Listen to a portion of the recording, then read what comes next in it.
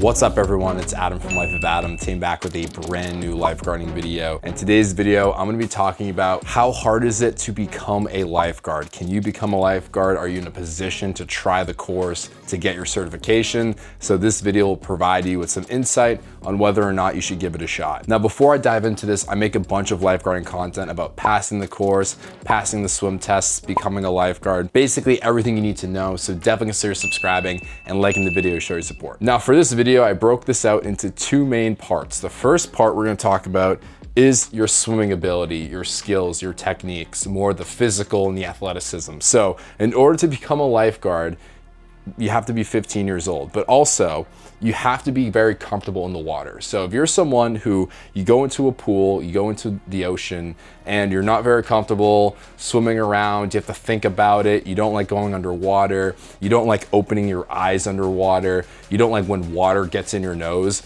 those are signs that you're not very comfortable in the water, or you're not at that point where you should be, because in the lifeguarding course, you're gonna be in deep water, you're gonna be submerged, you're gonna be doing rescues where you can't let these things bother you and it has to be effortless. So if you're not comfortable in the water, I don't recommend trying it just yet. I would definitely wait a little longer.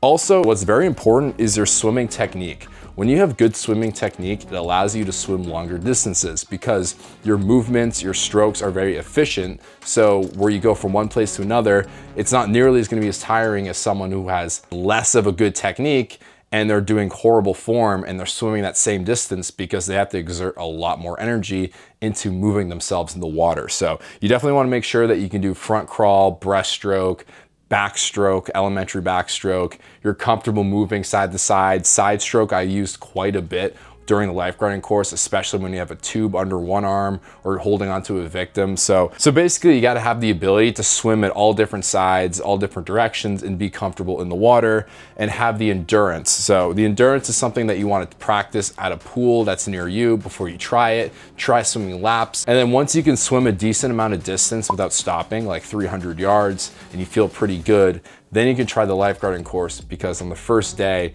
you're gonna be evaluated with swim tests, where I'll link my videos down below in the description if you wanna learn about what each of these swim tests are and how to pass it. Now, the second half of this is obviously the mental aspect, so the knowledge and your test-taking ability.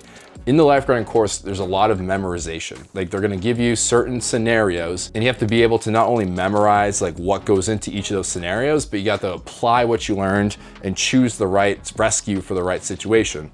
So in the lifeguarding course, there's gonna be a multiple choice exam at the very end, and you have to get an 80% or higher. So you have to spend a decent amount of time learning definitions, learning terminology, remembering CPR and AED, remembering first aid, understanding where and when to use certain rescues, certain entries. Basically the entirety of the course, you're gonna have a good solid understanding to get to this 80% mark. It's not something you can just casually pass without studying, because it's not like school where if you get a 50% or higher, it's like an F or like a D and technically you pass. So it's not like that.